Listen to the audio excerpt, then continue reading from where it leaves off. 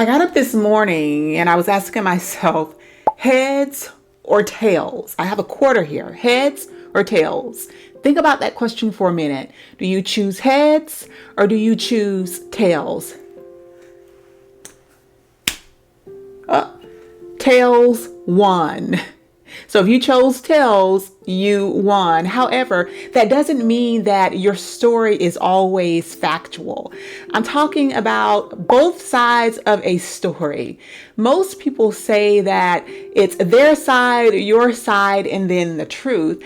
However, God tells us that a person that does not hear both sides of the story is basically an unwise person. In fact, Proverbs 18:17 tells us this. Give me just a minute. Let me get my phone.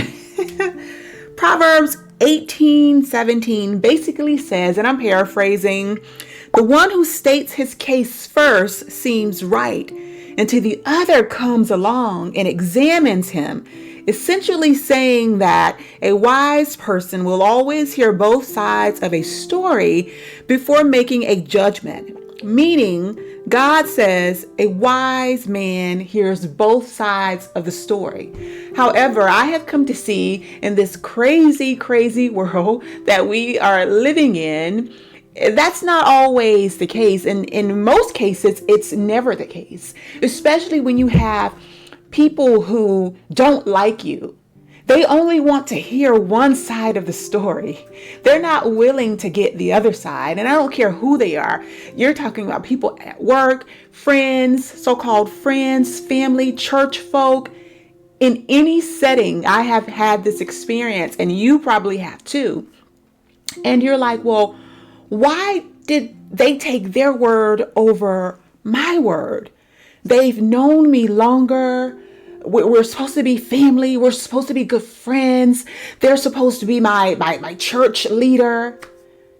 And then you realize that they took their word over your word because that's the narrative that they thought about you all along. They wanted to believe that negative narrative. Listen, I'm going to tell you this from experience. It takes a rare person to come to you and get your side of the story if they aren't willing to just believe the side they've heard. Because there's always two sides. God says that himself. A wise man hears both sides of the story before coming to a solid conclusion.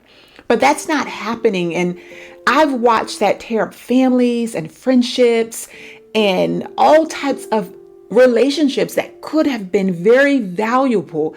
I've watched that negativity, that evil activity come in and just tear it up because the person who has heard that side of the story and then took it and run with it, they created this narrative that, okay, they're the person that I've always knew they were. They weren't honest. They weren't God-fearing. They were jealous. They were envious. And really, that was never the case. It's what they've wanted to always believe about you in here and up here. So it gave them an excuse or a pass, so to speak, to say, okay, someone else has now confirmed my sick beliefs about that person. So I knew I was right. I don't need to hear both sides of the story. And I'm talking about church going folk. So no one's exempt. I have seen it all. People with titles, people who don't have titles. I've seen it all. And it's just mind-boggling. How do we hear one side of the story without hearing the other, you might ask? It's because they had already painted this narrative of you. And this just gives them an even stronger excuse to believe that narrative, although the narrative isn't true. And most of the times they know it's not true, but their mental state wants to convince them that this is your excuse. This is the reason you have been waiting on forever, for years. to say that this person is this or that person is that. But I'm here to remind you today that it does not matter if it's heads or tails. It doesn't matter what people say or think about you. It doesn't matter the crazy narrative, that story that they've written, or, well, probably not wrote, but copied, right? That story they've copied from someone else, because it's also very rare to find minds who truly think for themselves. People who aren't just following what they call leaders right off of a cliff. So no matter what someone thinks about you or says about you or have thought about you, what they think about you is none of your business, because the only thing that will matter and that will always matter is what you think about yourself and what you know God thinks about you. That's it, my friend. Nothing else matters. What other people think about you, it doesn't matter. Because God always shows up and shows out for the person who's telling the truth. Even if it does not happen right away, it will happen. Trust me on that. Again, look into these big eyes that I have. I love them. They're beautiful. It will always happen. Your job is to trust God. Be patient. Don't wish hate or karma or any wrongdoing on anyone. Just be still and know and trust the God that you serve. Just know that you will be vindicated, right? Because God tells us that vengeance is His. There's no need to go out and get revenge. There's no need to try and fix the story, fix the narrative, although many of us have.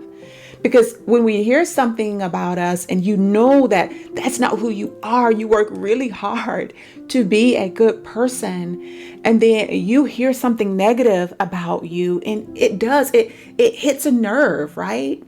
And our human state, because we're only human, we make mistakes. Our human state wants to rush into that thing and play Mr. Fix It, Mr. or Mrs. Fix It. But that's not always a good thing, because it tends to make matters worse, although you're right. It makes matters worse because the people you're trying to fix it with, get this, are the same people who enjoyed painting that negative narrative about you. They don't care if you fix it or not. They want to believe the picture they've painted about you for so long, and now they finally have an excuse to believe that picture. But in reality, what they don't understand is that it's their outer self, their inner selves projecting outward. It's the way they feel about themselves.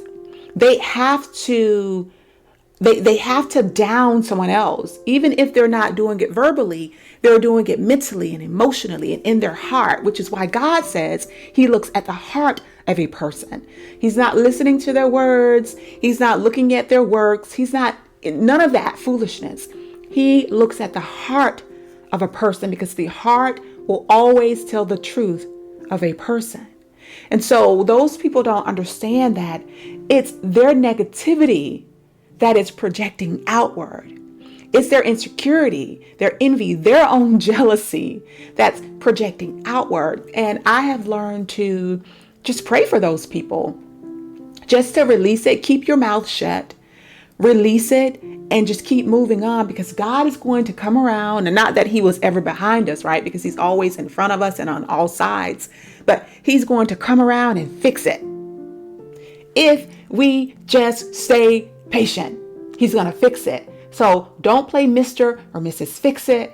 You just keep staying strong, keep your faith, keep hoping, keep believing, and keep knowing who you are. Because at the end of the day, God knows us better than we know ourselves.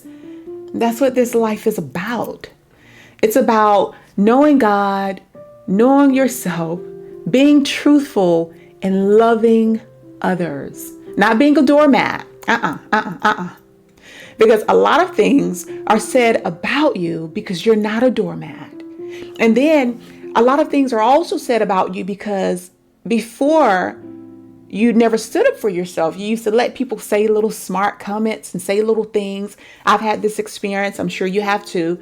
You let people say little smart comments and, abuse you silently, not physical abuse, but emotional abuse, mental abuse, their little attitudes and their negative words toward you. And for years, you didn't say anything. The moment you say enough is enough, and you start to push back, now you've become the bad person. Because before, that person appreciated you only as a doormat. They don't want to appreciate you as a strong vessel created by God. So you're going to get pushback from those people or that person.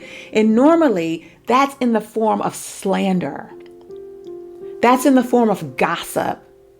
That's in the form of people grouping up and ganging up on you, because most people need a group because they're too weak to do it themselves. So they create groups.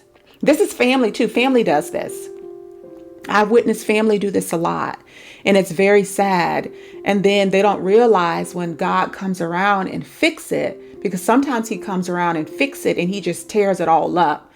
But I just want to encourage you all today. If you are going through anything like this, slander, a heads or tails story, someone has only heard one side of the story, and it's not that they couldn't hear both sides. They've chosen to only hear one side.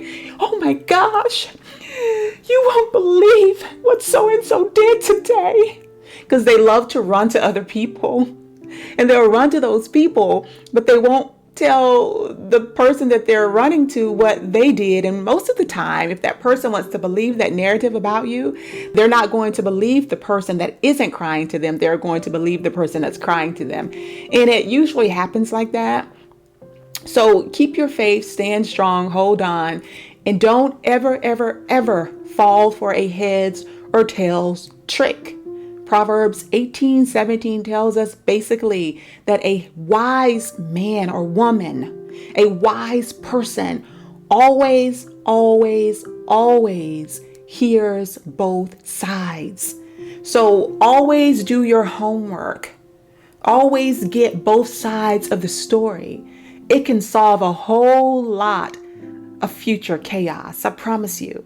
And if anybody does not want you to get both sides of the story, that person is lying. That person is the one who's causing the havoc. So just be mindful, stay hopeful, and always, always, always trust God. My friend, I love you all. Thank you so much for being here, chatting with me, listening to me, supporting me. And if you have not subscribed to the channel, remember, this is the place where I help women like you and me become the best people that we can be. If that is your thing, subscribe today. What are you waiting for? Hit the notification bell, give this video a thumbs up, and drop me a comment. Tell me, have you ever experienced a heads or tails situation before? And if you have, what did you do? How did you handle it? I'd love to know. Also, if you have not signed up for my wickedly cool and amazing weekly newsletter, The Weekly Flight, it comes out every Tuesday morning at 9:15 a.m. sharp. Do that. The link is in the description box below also. And until next time, watch this video here or that video here. I'm not sure which side it's on, or even down here somewhere. Watch that video. And until next time, I will talk to you all later. Bye-bye.